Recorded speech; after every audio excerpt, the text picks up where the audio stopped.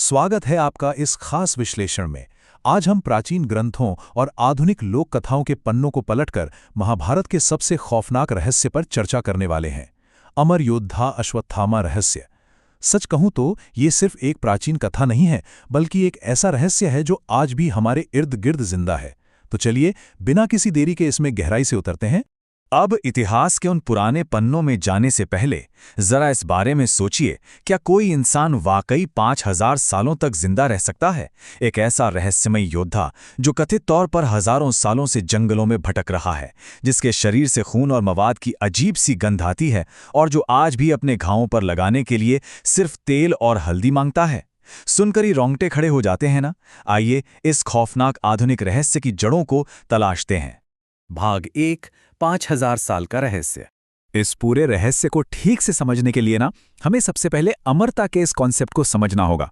देखिए, अमरता या हमेशा जिंदा रहना हमेशा सुखद नहीं होता। प्राचीन ग्रंथों के अनुसार एक तरफ हनुमान जी और परशुराम जी जैसे अमर योद्धा हैं, जिनकी अमरता एक ईश्वरीय कृपा और भक्ति का परिणाम है, और दूसरी तरफ हैं अश्वत्थामा, जिनकी अमरता कोई वरदान नहीं बल्कि एक अंतहीन पीड़ा और एक बेहद खौफनाक श्राप का नतीजा है। और ये श्राप मिला कैसे? इसके पीछे घटनाओं की एक पूरी विनाशकारी श्रृंखला है जिसे जानना बहुत जरूरी है। भाग 2, बदले की आग। इस महाविनाश की नींव असल में महाभारत युद्ध के अंतिम और सबसे क्रूर चरण में रखी गई थी। एक ऐसा समय जो छल, दुख और सिर्फ बदले की आग से सुलग रहा था। 15वें दिन युद्ध में क्या होता है? एक अफवाह फैलाई जाती है कि अश्वत्थामा मारा गया। ये सुनकर गुरु द्रोणाचार्य टूट जाते हैं, हथियार डाल देते हैं और फिर छल से उनका वध कर दिया जाता है। इसके बाद 18वें दिन की रात को अश्वत्थामा एक उल्लू को सोते हुए कौवों का शिकार करते देखता है। पिता की मौत के भयंकर दुख में डूबे अश्वत्थामा ने उस रात युद्ध के सारे पवित्र नियम तोड़ दिए और रात के अंधेरे में पांडवों के शिविर में घुसकर भयानक कत्लेआम मचा दिया। इसके बाद अश्वत्थामा ने मरते हुए दुर्योधन के पास जाकर बड़े गर्व से कहा था, मित्र आंखें खोलो, मैंने तुम्हारा बदला ले लिया है, मैंने 5 पांडवों को मार दिया है। लेकिन जब असली सच्चाई सामने आई तो वो रूह कंपा देने वाली थी। उसने पांडवों को नहीं बल्कि द्रौपदी के 5 मासूम बेटों की हत्या कर दी थी। इस जघन्य अपराध के बाद जब अर्जुन ने गुस्से में उसका पीछा किया तो अपनी जान बचाने के लिए पूरी तरह घबराए हुए अश्वत्थामा ने अपना अंतिम विकल्प चुन लिया, ब्रह्मास्त्र। ये प्राचीन काल का सबसे विनाशकारी हथियार माना जाता है। इसे चलाकर अश्वत्थामा ने एक ऐसी लाइन क्रॉस कर दी थी जहां से पीछे मुड़ने का कोई भी रास्ता नहीं बचा था। लेकिन कहानी का सबसे दुखद हिस्सा ये है कि विनाश यहीं नहीं रुका। अश्वत्थामा उस महाविनाशकारी ब्रह्मास्त्र को वापस लेना नहीं जानता था। इसलिए पांडवंश को पूरी तरह जड़ से खत्म करने की अपनी अंधी चाहत में उसने जानबूझकर उस अस्त्र की दिशा उत्तरा के गर्भ की ओर मोड़ दी, ताकि एक अजन्मे बच्चे की हत्या की जा सके। यह एक ऐसा कायरतापूर्ण कदम था जिसने माफी के सारे दरवाजे हमेशा के लिए बंद कर दिए। भाग 3, श्री कृष्ण का भयानक श्राप। यहीं पर यह कथा अपने सबसे अंधकार में मोड़ पर पहुंचती है, जब स्वयं श्री कृष्ण इसमें हस्तक्षेप करते हैं। उन्होंने उस अजन्मे बच्चे को तो बचा लिया, लेकिन अब वक्त आ गया था अश्वत्थामा को एक ऐसी सजा देने का जो मौत से भी ज्यादा खौफनाक थी। श्रीकृष्ण का श्राप बेहद सटीक था। अश्वत्थामा के माथे से जन्मजात दिव्य रक्षक मणि को बलपूर्वक निकाल लिया गया। पीछे छूट गया एक ऐसा गहरा गड्ढा जो कभी नहीं भरेगा, जिससे हमेशा पीप और खून बहता रहेगा। उसे अकेले असहनीय दुर्गंध के साथ कलयुग के अंत तक धरती पर भटकने का श्राप मिला। वो मौत के लिए तरसेगा, लेकिन उसे मौत कभी नसीब नहीं होगी। जरा सोचिए, 5000 साल। लोक कथाएं और कई स्थानीय मान्यताएं बताती हैं कि पूरे 5000 वर्षों से ये श्रापित योद्धा इसी असहनीय पीड़ा का बोझ उठा रहा है। कई सभ्यताएं बनी और मिट गईं, लेकिन वो आज भी अंधेरे में बस अपनी ये यातना सह रहा है। भाग 4, कलियुग में अश्वत्थामा।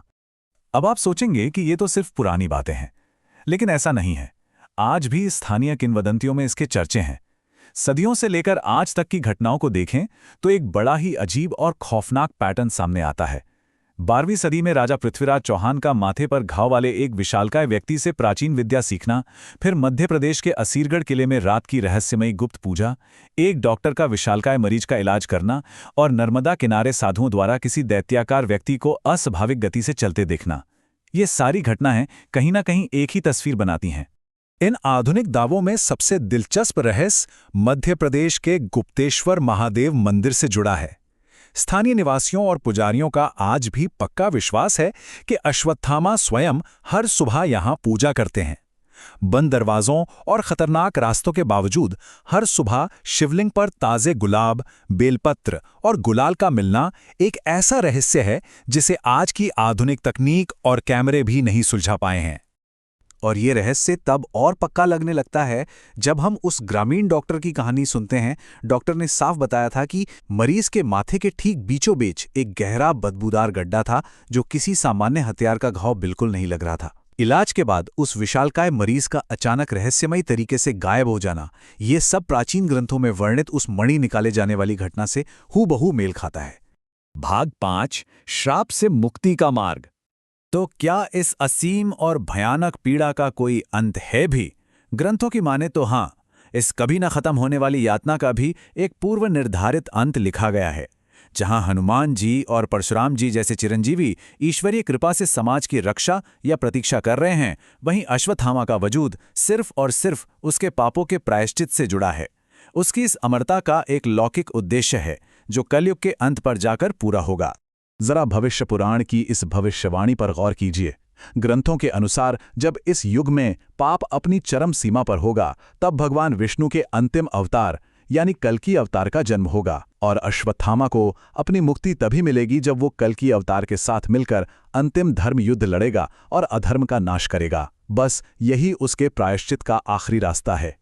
इस पूरे विश्लेषण को समेटते हुए हमारे सामने एक बहुत बड़ा सवाल खड़ा होता है, क्या शक्ति और ताकत का अहंकार हमेशा इंसान के पतन का कारण बनता है? चाहे आप इसे सचमुच के इतिहास के रूप में देखें या एक शक्तिशाली रूपक के रूप में, अश्वत्थामा की ये किंवदंती एक ऐसी चेतावनी है जो कभी पुरानी नहीं पड़ती। ये हमें साफ दिखाती है कि ताकत के नशे में उठाए गए अनैतिक कदमों के अंजाम कितने खौफनाक हो सकते हैं। इस खास विश्लेषण में हमारे साथ जुड़ने के लिए बहुत बहुत धन्यवाद। ये सवाल वाकई गहराई से विचार करने लायक है ना?